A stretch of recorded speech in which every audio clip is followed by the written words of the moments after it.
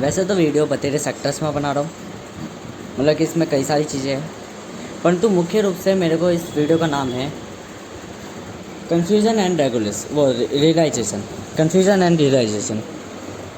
ठीक है, कई चीज़ें बात करूँगा, कंसिस्टेंसी के बारे में बात करूँगा, रियलाइजेशन के बारे में बात करूँगा, पुट ऑप्शंस के बारे में बात करूँगा। ठीक है, रियलाइजेशन के बारे में है, पुट्स के बारे में बात करूँगा। मेजरली तो इन्हीं चीज़ों के बारे में बात करूँगा। देखो, सबसे गंदी जो जात है ना, मैं एक जातिवादी विचारी धारा वाला व्यक्ति नहीं हूँ, परंतु मैं एक इतिहासकार भी हूँ। मुख्य रूप से मैं एक इतिहासकार भी हूँ, फिलोसोफर भी हूँ। तो मेजरली मैं क्या बताऊँ, पीढ़ी दर पीढ़ी मेरा एक सिद्धांत वर्क करता है कि एक जैसे समान विचार रखने वाले एक जाति का निर्माण करते थे। जातिवाद विचारधारा बिल्कुल गलत है पूर्णतः, परंतु मेरा मानना यह है, एक समूह में अत्यधिक व्यक्ति इन्फ्लुएंस होते ही होते हैं, क्योंकि सामान्य जीव होते हैं मुख्य रूप से। जैसे मान के चलो, मुझे सबसे गंदी जात जो लगती है वो दो जातें लगती है, एक अग्रवाल गुप्ता और दूसरे है शर्मा। अग्रवाल और शर्मा, ये दो गंदी जात लगती है जो मुझे लगता है बहुत गंदी पनप गई है। क्यों? इन्हें आज़ादी के बाद इतनी बड़ा वो मिल गई है। कहने को मैं खुद एक अग्रवाल हूँ, पर मैं अपनी जात को मादरचोद कहता हूँ, क्योंकि हकीकत है ये बहुत गंदी जात है, क्योंकि ये पैसा निचोड़ना जानती है, अपना स्वार्थ देखती है मात्र आज के टाइम पे। और मैं इन्हें ना तो बनिया कहूँगा ना मैं ब्राह्मण कहूँगा, क्योंकि ब्राह्मण वो कहलाता था जो क्या बोलते हैं, चीज़ों को वास्तविक रूप में नियमों के अनुसार जीता था, और जो ब्राह्मण होता है वो ज्ञान की तरफ ज़्यादा अपना पैर रखता है, धन की तरफ नहीं रखता, लालच नहीं करता है, वे दान के जीवन में जीता है। और बनिया वह कहलाता है जो व्यापार करता है, व्यापार करने के बाद अतिरिक्त अपना जीवन यापन करने के बाद जो भी बचता है उसे दान या समाज सेवा में योगदान देता है। अतः समाज की पूर्ण जो रूप होता है वो एक बनिया बनाता है। परंतु आज के टाइम पे ना तो बनिया ये काम करता, तो ये सारे कौन है, पाखंडी है सारे के सारे, अपनी जाति का नारा लेकर एक पीढ़ी दर पीढ़ी मानवता में एक कलंक पनप गए हैं बस। तो मेजरली मैं इनकी देखो कहने वाली बात क्या है, रियलाइजेशन क्या होती है। मैं कितना भी कहता रहूँ कि सामान्य व्यक्ति है, जीव है, और उनके संग बेहतर उपकरण कार्य करना चाहिए। समय के संग मैं उस तरीके का व्यक्ति बन जाऊँगा। हाँ, मैं समय के संग उस तरीके का व्यक्ति बन जाऊँगा जो एक निर्णय भी नहीं लेगा पूरी एक जाति को समाप्त करने से पहले। एक आदेश पे पूरी जातियाँ समाप्त हो जाएगी, केवल एक निर्णय पे। कदाचित भी वो हल्का से भी संख्या नहीं करेगा अपने ऊपर। क्यों नहीं करेगा वो? क्योंकि वो रियलाइज़ कर चुका है, वह अब कंफ्यूज नहीं है। एक कन्फ्यूजन पर्सन इमोशनली होता है अटैच, कि नहीं मैं मानव हूँ, मैं जीव हूँ, मैं जंतु हूँ। पर एक रियलाइजेशन पर्सन जानता है रियलिटी क्या है, नेचर क्या है, नेचर के लिए सही क्या है। बस वो एक जाति पूरी पीढ़ी को या पूरी मानव सभ्यता को भी समाप्त करने से पहले एक पल भी संशय नहीं करेगा, क्योंकि अगर उसे लगेगा कि प्रकृति के लिए यही बेहतर है तो हाँ जी। पहली बात, मानव यूँ सोचता है कि मैं ब्रेन वॉशिंग कर लेता हूँ, या अलग अलग व्यक्तियों की मानसिकता हो जाती है कि मानवता की जब समाप्ति है तभी प्रकृति का वो है। देखो, जिस दिन प्रकृति ने निर्णय ले लिया कि मानव समाप्त होना है, जिस दिन प्रकृति ने ये सोच लिया कि मानव समाज होना है, समाप्त होना है, वो जो व्यक्ति प्रकृति के नियमों पर पालन कर रहा है, उस व्यक्ति का कोई भी चाहकर भी नहीं कुछ हनन कर सकता। महत्वपूर्ण बात मैं बता दूँ, क्योंकि ये हमारी सिमुलेशन है। पहली बात तो इस सिमुलेशन में आप इतना योगदान नहीं, अपने दिमाग का स्ट्रेस नहीं लगा सकते, या कोई भी एआई या मशीन इतनी वर्क नहीं कर सकती कि सिस्टम से बाहर सोचने लग जाए सिस्टम के अंदर होके। और सिस्टम की लिमिट बियॉन्ड है, बिकॉज आपके ब्रेन की लिमिट है, आपके कंप्यूटर की लिमिट है, आपके एडवांस फंक्शंस की लिमिट है, आपके मटेरियल्स की लिमिट है। बिकॉज आप एंड टू एंड ये समझ लो, कोई भी फंक्शन, कोई भी कंप्यूटर, कोई भी चीज़ की नहीं बन रही है, वो इंसान की कल्पना से नहीं बन रही, मात्र एक मटेरियल भी लग रहा है जो कि इस समाज का नहीं, मतलब एक हमारी धरती का या हमारी प्रकृति का एलिमेंट है। यदि प्रकृति के एलिमेंटों ने कह दिया कि हम स्वीकृति नहीं दे रहे, तो डेट मीन आप कितने भी बड़े सिस्टम क्यों बना लो, वो मात्र आपकी कल्पना लिमिटेड है, आपका सिस्टम, आपका मटेरियल लिमिटेड है, उनके कॉम्बिनेशन लिमिटेड है। और एंड टू एंड सॉल्यूशन यही है कि आप प्रकृति से आगे नहीं निकल सकते। प्रकृति से आगे वही व्यक्ति निकल सकता है जो प्रकृति से अलग है। प्रकृति से अलग मतलब प्रकृति से बाहर है, और प्रकृति से बाहर मतलब कि ब्रह्मांड से बाहर की सीमाओं पे कौन फैला हुआ है? ब्रह्मांड फैला हुआ है, ना कि प्रकृति, ना कोई मानव, ना कोई जीव, ना कोई जंतु, ना कोई अजीव, ना कोई एलिमेंट। हाँ जी, यूँ नहीं कह सकते एवरीथिंग एलिमेंट से बनी है।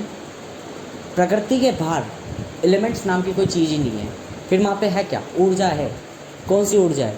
11वें आयाम में जो ऊर्जा चलती है समांतर रूप में, वे ऊर्जा है मात्र केवल, जो पूर्ण ब्रह्मांड का प्रतिबिंब दिखाता है, जो कि अंधकार ही रूप दिखाता अपना, उससे अतिरिक्त कुछ नहीं है। बाकी जितनी भी रोशनी, जितने भी एलिमेंट्स है, सारे के सारे प्रकृति है। प्रकाशित ही प्रकृति द्वारा होता है मेजरली। तो रियलाइजेशन एंड कन्फ्यूज़न में ये तो मैं अपनी भड़स निकाल रहा था, क्योंकि मैंने ये गंदी कौमें देख रखी है जो बहुत गंदी है। बात आई कंसिस्टेंसी की। Consistency is the right process. जैसे मैंने कहा हाई टू लो प्रेशर, ठीक है ना। अब कंसिस्टेंसी, मैं क्यों नहीं मान रहा था लोगों की बात कंसिस्टेंसी, क्योंकि मैं इसको और बेहतर करना चाहता था। मेरी मानसिकता क्या थी, या मेरे को क्या लोगों ने बता रखा था, या लोग क्या समझते थे, कंसिस्टेंसी इज़ द कि मैं अनलिमिटेड आप में कंसिस्टेंट हो गया तो जीवन में सक्सेसफुल हो। कंसिस्टेंस हमेशा महीने एक के लिए रखी जाती है, एक एंड डेट तक रखी जाती है। ये चीज़ मैंने जानी। कैसे जानी ये चीज़? मैंने कहा मैं नहीं मानता कंसिस्टेंट, मैं नहीं हूँ डिसिप्लिन, ठीक है। तो मैंने खुद के रूल्स बनाए। मेरा ब्रेन ऑलवेज मुझे यूँ कहता है, जब भी मैं कोई आउटर साइड, मुझे आउटर चीज़, मुझे आउटर थिंग या आउटर एलिमेंट मुझे प्रेशराइज कर रहा होता है कि देखो तुम कंसिस्टेंट हो, तुम सक्सेसफुल लाइफ में हो, तुम ग्रोथफुल लाइफ में बनो, तुम IT प्रोफेशन में वर्क करो, तो मेरा ब्रेन कहता है मत सुनो, चुपचाप हो जाओ, शांत हो जाओ। जो वर्ड अगर वो काम का भी कह रहा ना, उसको भी इग्नोर कर दो अभी के लिए। उसने कहा कंसिस्टेंट डिसिप्लिन जरूरी है लाइफ के लिए, नियम जरूरी है, डिनाई कर दो, तोड़ दो, बिखर जाओ और देन विल मेक करो, दोबारा मेक करो, अगेन मेक करो, और सोचो मुझे कंसिस्टेंट होना कैसा है, मुझे मेरी लाइफ जीनी है। This is my life, mind life है, mind, that is only mind life. मुझे अपनी लाइफ जीनी है। कैसे जीऊँगा मैं अपनी लाइफ? कैसे मैं अपनी प्लेटफॉर्म वर्क को प्रोडक्टिव बनाऊँगा? मुझे कैसे अपना फेवर बनाना है? क्योंकि मुझे फेवर पसंद नहीं है। आई डोंट लाइक फेवर मतलब मेरे पर्सपेक्टिव की चीज़ है, मुझे नहीं पसंद है। वाई मुझे पसंद नहीं है? बिकॉज मुझे पता है कि मुझे फेवर अपना क्रिएट करना, ना कि फेवर मुझे ऑपरेट करना, ना कि मुझे फेवर पाकर चले जाने वाला सीन नहीं चाहिए। मुझे फेवर खुद मेक करना आना चाहिए। तो उसके लिए मुझे अनएक्सपेक्टेड, अनफेवरेबल वर्क में, वो अनफेवरेबल आउटकम्स पर वर्क करना पसंद है। This is my destiny. कि एवरी टाइम मैं वो व्यक्ति हूँ जो फेवर लेता नहीं है, ना ही पसंद करता, ना ही वांट चाहता, मैं फेवर क्रिएट करता हूँ एवरी टाइम, एवरी सर्कमस्टेंस। तो जब मैं ये चीज़ थिंकिंग करता हूँ तो देखो लाइफ के एवरी सर्कमस्टेंस में मैं प्रोडक्टिव नहीं हूँ, मैं परफेक्ट नहीं हूँ, बट मैं परफेक्ट क्रिएट कर लेता हूँ अपने आप को। वाई? मैं रूल्स क्रिएट कर लेता हूँ। मैं कंसिस्टेंट की मेजर स्टेटमेंट दे देता हूँ कि consistent is not a life time circumstance, consistent is the लगातार प्रयत्न। केवल ये है कि लगातार प्रयत्न करूँगा मात्र 1 महीने तक, 1 महीने से ना तो कम ना ज़्यादा, बस 1 महीने तक। डेफिनेशन इतनी प्योर हो चुकी कि ये राइट वे ऑटोमेटिकली मेरे ब्रेन ने फाइंड करके दे दिया कि जो दुनिया कह रही कंसिस्टेंसी इज द लगातार प्रयत्न करता ना, कब तक करेंगे? हमारी ऊर्जा लिमिटेड होती है, हमारी एनर्जी लिमिटेड होती है। अगर एनर्जी लगातार खर्च करते रहेंगे तो एंड टू एंड हमारा वही है, हम स्ट्रेस हो जाएगा, हम जीवन में एक चक्रव्यूह में फंस गए। परंतु जब हम ये थिंक करते हैं कि नहीं, हमें एक लिमिट या टाइम तक दे दिया, तो हमारी एनर्जी एक पोटेंशियल में कन्वर्ट हो जाती है कि इतना पोटेंशियल यूटिलाइज करने के बाद हम फ्री है, हम रिलैक्स है, हम फ्रीडमली है, हम विजडम है, हमारी एक खुशी अंदर से जागृत होती है। This is the way of life. कि लाइफ में मैंने डिसिप्लिन कहा कि discipline is the everything, discipline is the all of time, और consistency is the all of time. कि हर टाइम आपकी कंसिस्टेंसी है। कंसिस्टेंसी क्या है? किसी ना किसी चीज़ में लगातार प्रयास करो। आप आलस में लगातार प्रयास करो, आप मंजन बिल्कुल नहीं कर रहे, तब आपके जो कॉज है वो लगातार प्रयास हो रहे। एवरी टाइप ऑफ व्यवस्था या सिस्टम में या स्टेट में कुछ ना कुछ डिकम्पोजर्स होते ही होते हैं।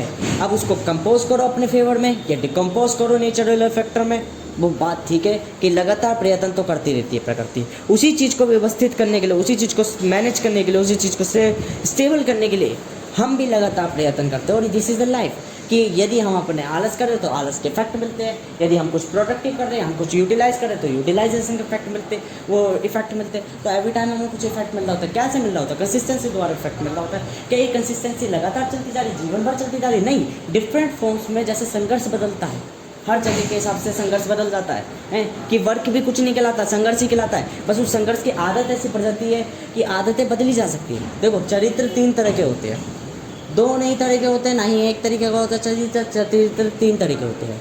कौन कौन से? एक अच्छा चरित्र। अच्छा चरित्र कैसे? मुझे बदलाव की जरूरी है। मैं कुछ गलती करी, उसको गलती को बार बार नहीं दोहराना, बार बार नहीं दोहराना। मैंने दोहराव नहीं कहा, मैंने बार बार नहीं कहा। एक बार हो सकता है गलती करी, नहीं संभल पाया, कोई दिक्कत नहीं। दोबारा गलती वही करी, नहीं संभल पाया, कोई दिक्कत नहीं। तीसरी बार वही गलती करी, मुझे अकल आई यार मैं एक ही चीज़ को बार बार कर रहा हूँ। अब मुझे रियलाइज़ हुआ मैंने गलती अब चौथी बार फिर से कर दी गलती से, कोई दिक्कत नहीं। मैंने फिर देखा हाँ मैंने दोबारा ये गलती कर दी, कोई दिक्कत नहीं। पाँचवीं बार मैंने दोबारा करा, मैंने कहा अपने आप को फोर्स करा, मैंने तू गलती एक ही गलती बार बार कर रहा है, ये अच्छी आदत नहीं है। छठी बार मैंने वो गलती नहीं करी, सातवीं बार वो मैंने गलती नहीं करी। This is the life. Life में हमेशा आपको दुनिया कहेगी 2 या 3 बार के बाद फेलियर करो तो आप मूर्ख हो। नहीं, एक ही मिस्टेक को 10 बार भी करोगे जब तक आपको रियलाइज़ नहीं होगा। दिस इज़ द वे कि कन्फ्यूज़न है आपके ब्रेन में। एवरी टाइम आप अपनी कन्फ्यूजन को सॉल्व करोगे एंड रिसॉल्व करोगे, देन पैटर्न रिकॉग्नाइज करोगे और you are mathematician. Every being are mathematician because every being have intelligence.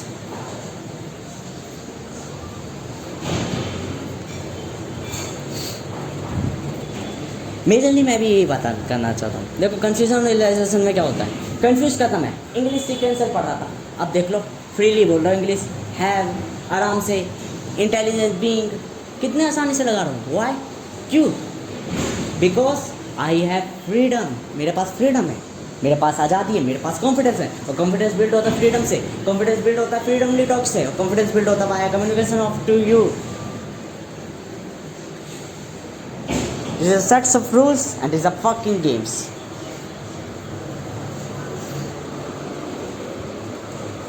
Majorly बात करना चाहता हूँ रियलाइजेशन एंड क्या बोलते हैं कन्फ्यूजन में। कन्फ्यूजन एवरी टाइम आपके दिमाग में बैठेगी, दुनिया बिठाएगी बार बार इन्फ्लुएंस करके एक ही वर्ड को दोहरा के। देखो डिसिप्लिन में हो जाओ, लाइफ सक्सेसफुल हो जाएगी, क्रेज हो जाएगी। हम एंटरप्रेन्योर नहीं मानते, हम कहते हैं कोई दिक्कत नहीं, हम तुम्हारा डिसिप्लिन नहीं मांगे। हमें पता है, हमें भी अंदर से महसूस होता है कि नेचर का लॉ है कंसिस्टेंट, फिर भी हम अपने आप में ठोकर रखते हैं, कह देते हैं हम नहीं मानते। तो हम जब बिखरते हैं, हम जब टूटते हैं, हम जब तो क्या बोलते हैं इमेच्योर हो जाते हैं, देन हम जब बोर्न नहीं हो पाए, देन हम क्रिएट करते हैं नए रूल्स, नए फाइन। और जो हो सकता है जो लिखा हुआ चीज़ आप नहीं पढ़ पाए वो हम पढ़ लेते हैं। मतलब हमारे नेत्र ना होने के बाद भी हम वो चीज़ें देख लेते, जो आपके नेत्र होने के बाद भी नहीं देख पाते। Why? Because this is a perceptions.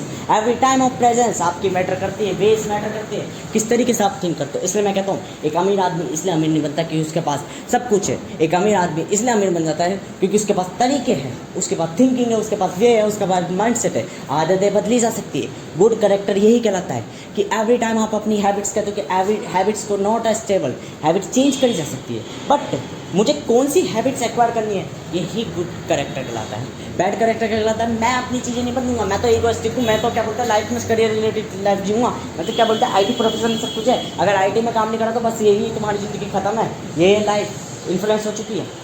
क्योंकि इन्हें रियल लाइफ का मतलब भी नहीं पता। ये तो यूँ कहेगी कि मेरी फील्ड में आ जाओ तो ज़िंदगी बढ़िया है, वरना बाकी कुछ है नहीं। तो लाइफ क्यों कहेगी अरे भूतनी के 10 लाइफ थी, तूने तो एक ही लाइफ को लेकर कह दिया कि 9वीं लाइफ ख़राब है।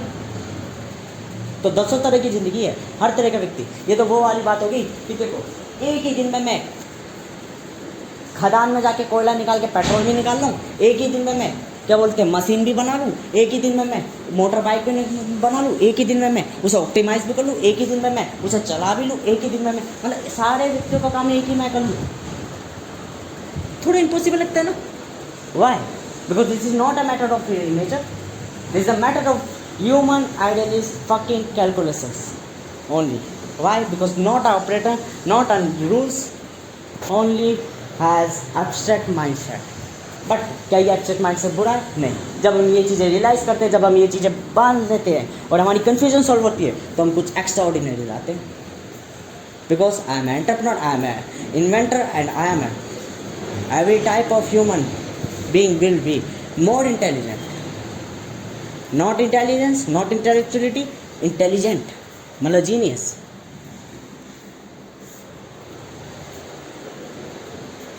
एक परफेक्ट पर्सन वो नहीं है जो बिल्कुल परफेक्ट है, एक परफेक्ट पर्सन वो है जो रियलाइज कर चुका है मुझे चेंज कैसे करना है। अब न्यूट्रल कैरेक्टर कौन सा आता है? Good character, bad character. कि बैड कैरेक्टर अपने ईगो में जीता है, बैड कैरेक्टर लालच करता है, बैड कैरेक्टर इन्फ्लुएंस होता है। गुड कैरेक्टर वो न्यूट्रल कैरेक्टर कौन सा होता है?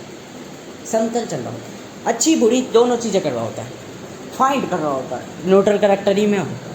मैं अच्छी चीज़ भी देखता हूँ, बुरी चीज़ भी देखता हूँ, दोनों कोशिश को देखता हूँ।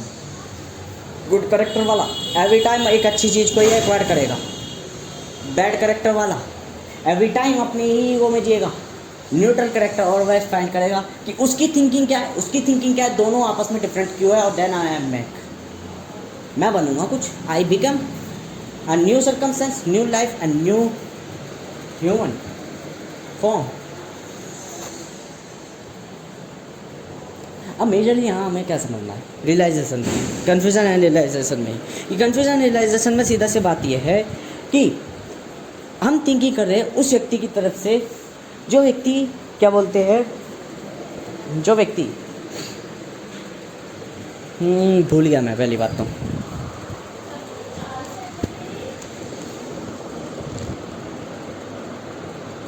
तो मैं बात कर रहा था डिसिप्लिन और कंसिस्टेंसी में, कि डिसिप्लिन और कंसिस्टेंसी को कैसा रियलाइज करना है, वही चीज़ें फाइंड करना कि कंसिस्टेंसी सारी चीज़ें अपने आप से होती है, इंजीनियरिंग खुद से होती है।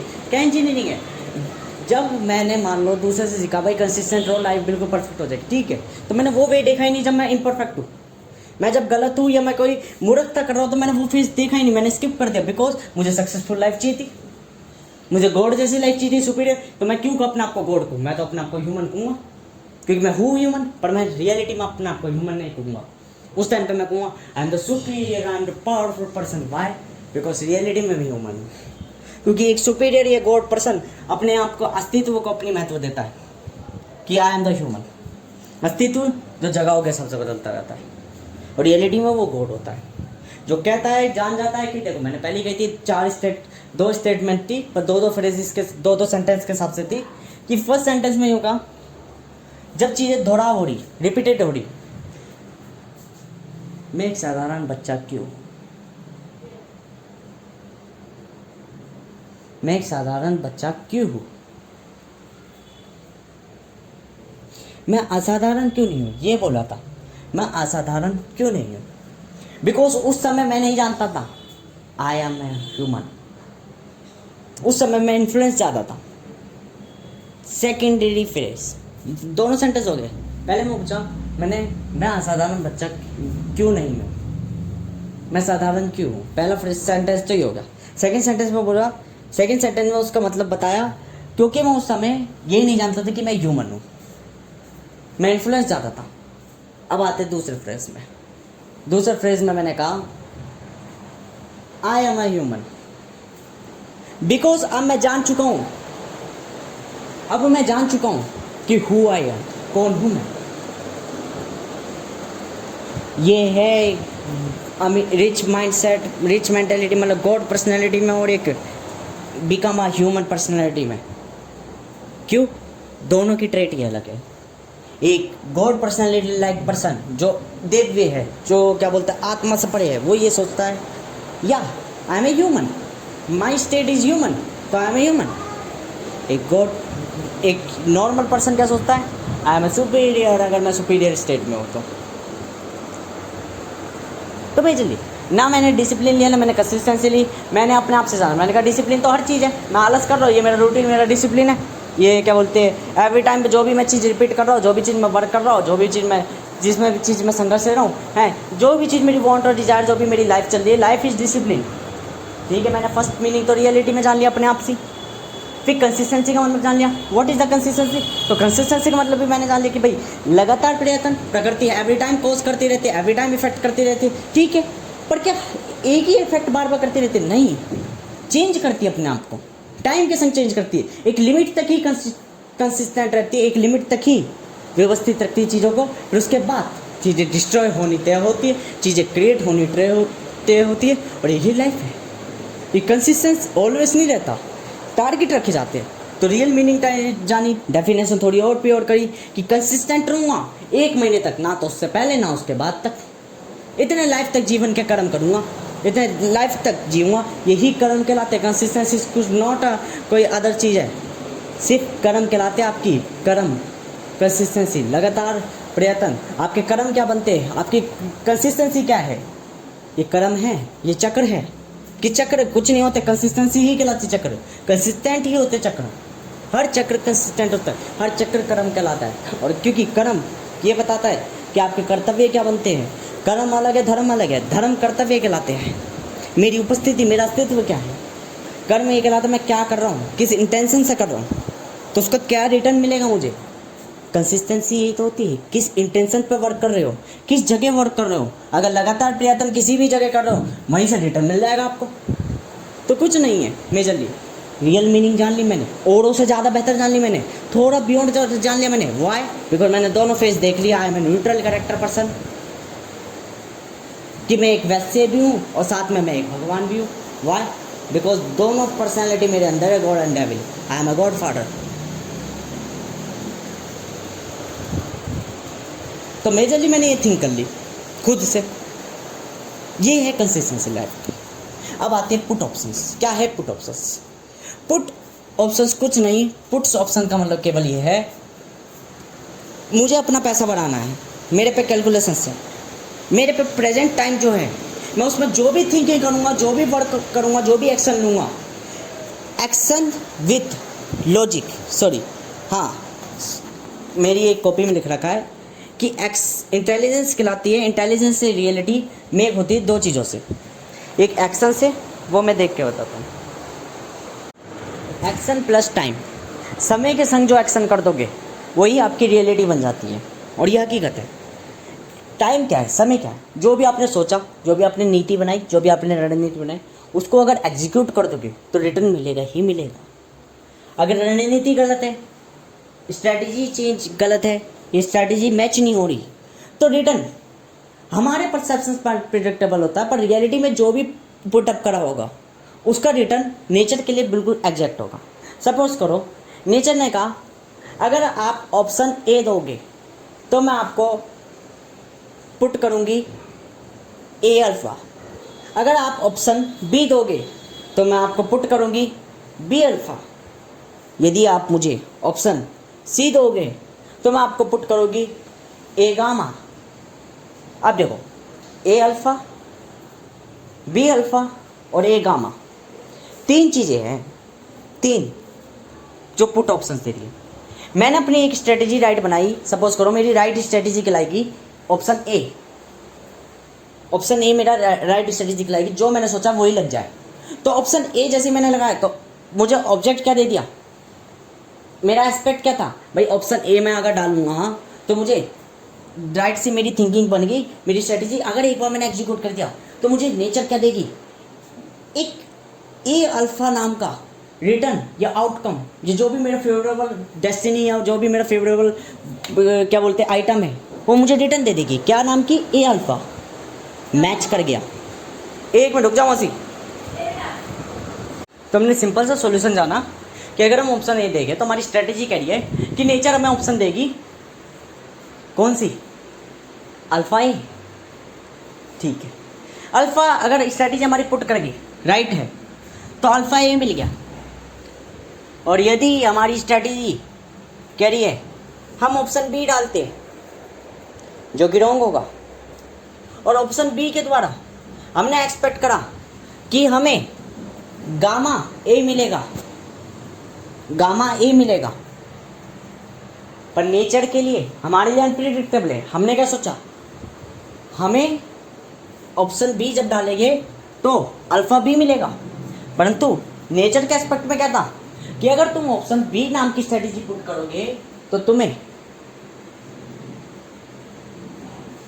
क्या मिलेगा, सॉरी मैं फिर से दोहरा रहा हूँ। नेचर ने तय कर रखा कि अगर तुम ऑप्शन बी नाम की स्ट्रेटेजी पुट करोगे तो तुम्हें मिलेगा अल्फ़ा बी। हमने सोचा अगर हम ऑप्शन बी नाम की स्ट्रेटेजी पुट करते तो हमें क्या आउटकम मिलेगा, मान लो मेरा फेवरेबल आउटकम था क्या बोलते हैं गामा ए। मैंने कहा गामा ए को मुझे पाने के लिए ऑप्शन बी नाम की मैंने स्ट्रेटेजी बनाई। ऑप्शन बी नाम की स्ट्रेटेजी जब मैंने पुट करी तो नेचर के पर्सपेक्ट से देखो, नेचर के पर्सपेक्ट से मैंने देखा तो नेचर ने कहा अगर तुम ऑप्शन बी नाम की स्ट्रेटेजी पुट करते हो जैसे कि सिस्टम में वर्क कर रही है तो एलिमेंट मिलेगा या आपका आइटम मिलेगा, आपका जो रिटर्न होगा वो होगा क्या बोलते हैं अल्फ़ा बी। ठीक है, रियलिटी में मिला अल्फ़ा बी, हमारी एस्पेक्ट से अनप्रिडिक्टेबल हो गया और हमारी कैलकुलेशन क्या होगी, फॉल्स होगी। मिलना क्या था, मिल के आ गया। क्या इसमें नेचर का फॉल्ट था? क्या हमारी स्ट्रेटजी का फॉल्ट था? या हमारे परसेप्शन का फॉल्ट था? हमारे परसेप्शन का फॉल्ट था, क्योंकि ना तो स्ट्रेटजी गलत थी, स्ट्रेटजी कहीं ना कहीं पुट हुई, उसका कोई ना कोई रिटर्न मिला, ठीक है। वो बात अलग है विदाउट इंटेंशन मिला या विद इंटेंशन के साथ कुछ और हो गया, जो होना था, होना नहीं चाहिए था, या होना चाहिए था, उससे ज़्यादा कुछ और हो गया, ठीक है ना। तो ये हमारी अनप्रिडिक्टेबल लाइफ है, पर रियलिटी में नेचर के सबसे प्रिडिक्टेबल है। किसी भी टाइप की स्ट्रेटजी अगर एक्ट कर देते हो, किसी भी तरह के टाइम में एक्शन कर देते हो, किसी भी पर्टिकुलर टाइम में, तो यहीं से हमें एक लॉ भी पता चल जाता है कि डिसिप्लिन और कंसिस्टेंसी भी कोई मैटर नहीं करते। आप कब शुरू करो, कोई व्यक्ति कहता है अभी पीक लेवल है, 70 साल की उम्र में जो बना लोगे वो बना लोगे, या 20 साल की उम्र में जो बना लोगे, 40 साल की उम्र में नहीं बना पाओगे। रियलाइजेशन हो गया ना, तो 70 साल की उम्र का बुढ़ा भी पूरा अरबपति बन जाएगा। दिमाग का खेल है। और व्हाट इज अ दिमाग? दिमाग नाम की कोई चीज़ नहीं है। इंटेलिजेंस नाम की कोई चीज़, वो इंटेलिजेंस तो है। स्मार्ट वर्क नाम की कोई चीज़ नहीं है। स्मार्ट वर्क केवल यही कहलाता है कैसे मैं अपने एक 24 आवर्स को ही 4 आवर्स में कन्वर्ट करूँ, कैसे, किस तरह की स्ट्रेटेजी पुट करूँ, बस ये ही स्मार्ट वर्क कहलाता है। स्ट्रेटेजी कुछ नहीं कहलाती, एक एक्शन ही कहलाता है। पर एक एक्शन से पहले प्री एक्शन कहलाता है। वो प्री एक्शन उस एक्शन को एग्जीक्यूट करने के लिए होता है। कभी कभार एक्शन नहीं एग्जीक्यूट होता, कोई और एक्शन एग्जीक्यूट हो जाता जो रिटर्न नहीं मिल पाता, और यही हम कहते थे स्ट्रेटेजी फॉल्स होगी, स्ट्रेटेजी लॉस हो चुकी, कैलकुलेशन रिजेक्ट हो चुकी। बट रियलिटी में every calculation is called pre execution, planning कहलाती है। और प्लानिंग इज बेटर देन, कुछ ना से तो बेहतर है। अब यहीं पे हमें एक एस्पेक्ट समझ में आती है first of all end to end, हमें यही निष्कर्ष मिलता है कि फिर जब हमने चलो ठीक है अब ये तो हो गया, अब हमने मान लो ऑप्शन सी दे रहे हैं, स्ट्रेटजी दोबारा दे रहे हैं, पर किसके पर्सपेक्ट पे? अब हमने कहा चलो यार ऑप्शन बी जो स्ट्रेटजी थी वो तो गलत होगी, और हमें क्या चाहिए था? गामा ए चाहिए था। अब चलो ऑप्शन सी बनाया, ऑप्शन सी जो था वो मैच कर गया, तो हमने कहा देखो अब राइट कैलकुलेशन राइट स्ट्रेटजी होगी। पर मिले कब? एक फेज था सबका, एग्जीक्यूशन, एक्शन सेम हो रहा था। नेचर को कुछ ना कुछ इनपुट दे रहे थे, देन प्रोसेस हो रही थी। यदि इनपुट नहीं डालोगे तो प्रोसेस आगे बढ़ेगी नहीं और आउटपुट नहीं मिलेगा। और लोग स्किल्स पे काम करते हैं, मैं कहता हूँ बहुत मूर्ख है। स्किल्स ऑलवेज आउटपुट की होती है। आप प्रोसेस पे ध्यान दो, आप अपनी इंजीनियरिंग माइंडसेट मेक कर लो, रियलिटी यही है। इसलिए मैं कहता हूँ क्यों एक अमीर व्यक्ति गरीबों पर शासन करता है? बिकॉज उसके पास माइंडसेट होता है और गरीबों के पास माइंडसेट नहीं होता। गरीब उसका मजाक उड़ाते हैं, बस वही मजाक का भुगतान देना पड़ता है, क्योंकि ज़िंदगी मैंने कहा था लॉजिकल डायमेंशन है। एवरी टाइम यू थिंक, क्यों हम जैसे क्रूड बन जाते हैं समय के साथ रियलाइज करके, बिकॉज हमें पता चल जाती है सारी गंदगी है हमारी जाति के, हमारी कुत्ते के पिल्ले, हमारा ही ब्रदर बड़ा मादक चौधरी है। तो क्या करें? क्रूर बनना पड़ता है। समय देख कर अकल आ जाती है कि रियलिटी तो यही है, बनना पड़ेगा। क्या मैं कोई वस्तु खरीद रहा हूँ, कुछ नहीं कह रहा, कुछ नहीं बोल रहा, वाई? बिकॉज पता चल गई रियलिटी।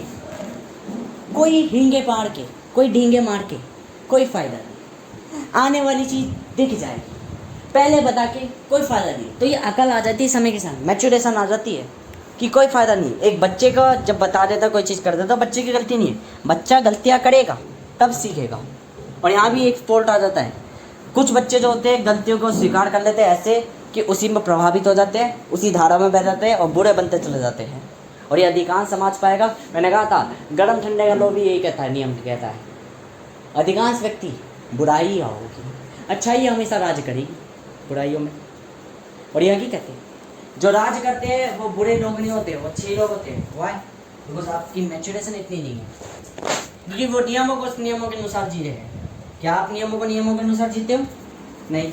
आप क्या बोलते हैं, आप क्या वही वर्क करते हो बेटर? जो देखो एक अमीर व्यक्ति दूसरे को ठग लेता है, ये कहाँ लिखा है अमीर व्यक्ति दूसरे को ठग लेता है? कहीं नहीं ठगता, कहीं नहीं ठगता। वे मौका देता है आपको, वे आपको सतर्क करता है कि आप सुधर जाओ। आप सुधरने का नाम नहीं लेते तो क्या करेगा एंड टू एंड? वह खुद तो कामयाब बनेगा ना। यही वैल्यू हो सकती है। देखो सबसे उदाहरण है, सबसे बड़ी सिंपल वो लाइफ मैकडोनल्ड की देख लो। मैकडोनल्ड हत्या किसने लिया? पर ये चीज़ पता है, मैंने जब शुरुआत में जब मैकडोनल्ड की एक्सप्लेनेशन देखी थी, मैं कहता मैकडोनल्ड का जो अब मालिक है, करंट में मालिक है, वो बड़ा हरामजादा था। उसने 2 बेचारों की दुकान छीन ली। बाद में जब मैंने अपने भाई को स्ट्रैटेजीज बताने की कोशिश करी, उसने इंप्लीमेंट नहीं करा, इग्नोर करना शुरू कर दिया, तब मुझे समझ में आया उसने सही करा होगा। वाई, क्यों सही करा होगा? क्योंकि मुझे पता चल गई ये हमारी खुद की ग्रोथ रोक देंगे, तो बेहतर क्या है, अब खुद की ग्रोथ बढ़ानी है तो चीज़ें साइड करनी पड़ेगी। यही मैचुरेशन कहलाती है कि फिर हमें अपने आप को, सेल्फ को ज़्यादा महत्व देना पड़ता है। ज़िंदगी में मैंने बताया क्रम बहुत अनुसार है, क्रम बहुत जरूरी है। क्रम मतलब सीक्वेंस। जब हम बच्चे हैं तो एक्सट्रोवर्ट मत पैदा हो, क्योंकि अगर एक्सट्रोवर्ट पैदा हो गए तो तुम्हारी दुनिया वहीं से तय हो गई कि तुम एक गरीबी मतलब एक चक्रव्यूह में फंसे व्यक्ति हो। पर यदि तुम शुरुआत में इनोसेंट, क्या बोलते उसे, जो शर्मीले होते हैं, इंट्रोवर्ट, यदि शुरुआत से तुम इंट्रोवर्ट समय के संग एक्सट्रोवर्ट बने तो तुम्हारी पोटेंशियल बैलेंस पॉइंट पर रहेगी। बैलेंस पॉइंट का मतलब यह है लाइफ को अच्छे से जीना सीख लोगे। रियलाइजेशन के बाद जो चीज़ें आती है, देखो एक व्यक्ति जो है जो सिगरेट नहीं पीता वो कोई फेवर का नहीं, जो सिगरेट पीने के बाद सिगरेट को छोड़ देता है वो फेवर का है, बिकॉज वो जानता है सिगरेट का नशा कैसा है। कुछ समझ में आया? जो गंदगी से पनपता है उसकी असर ही कुछ और होता है, और जो अमीरी में पनपता है वो इन्फ्लुएंस जरूर होता है। रियलाइजेशन एंड कन्फ्यूज़न, कि कन्फ्यूज़न हर एक चीज़ है, पर जब हम रियलाइज़ कर देते हैं तो रियल मीनिंग ऑफ लाइफ जानते हैं, और जब रियल मीनिंग ऑफ लाइफ जानते हैं तो रियल कैपेबल यही कहलाती है, कैपेबिलिटी। क्या मैं कैपेबल पर्सन हूँ, या क्या बाकी सब कैपेबल पर्सन है? मैं नहीं कह सकता, क्योंकि हाँ मैं वाकित नहीं कह सकता, क्योंकि हर कोई लाइफ को केवल सक्सेसफुल पाथ जानता है। मैं सक्सेसफुल पाथ के मुंह पे थूक के आता हूँ, तो ये मेरी लाइफ है कि लाइफ मैं इम्परफेक्टली जीता हूँ, because I am a real. You all are my imaginations. जब मैंने चाहा मिटा सकता हूँ, और जब मैंने चाहा बदल सकता हूँ। That is my control, my height. तो ये मैं कोई गलत नहीं बोल रहा, ये हकीकत है, क्योंकि मैंने ऑब्ज़र्व करा, मैंने बहुत चिंतन करा, मैंने बहुत इसमें ताव माव अपने हाथ पैर फैलाए, परंतु मुझे आखिर ये मिला कि रियलिटी में मैं इम्परफेक्ट हूँ, मैं बेकार हूँ, मैं नालायक हूँ, मैं किसी काम के लिए बढ़िया नहीं हूँ, तभी मैं रियल हूँ। बाकी सब परफेक्ट है, बाकी सब किसी ना किसी काम के लिए बढ़िया है, इसलिए वो मेरी इमेजिनेशन है। और आप किसी भी वेदों को उठा के देख लो, किसी भी चीज़ को उठा के देख लो, एंड टू एंड आपको ये सोल्यूशन पाएगा कि जो मैं कुछ जानता हूँ वास्तविक में वही कुछ है।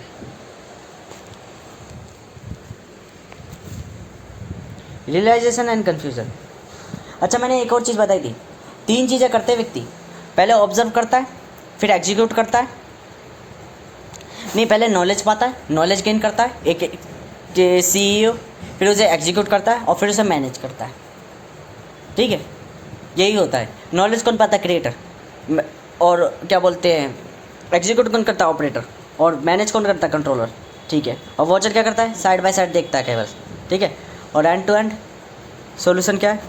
एंड टू एंड सॉल्यूशन ये है, इन तीनों के बाद, इन तीनों स्टेट के बाद ये वीडियो का नाम है रियलाइजेशन एंड कन्फ्यूज़न।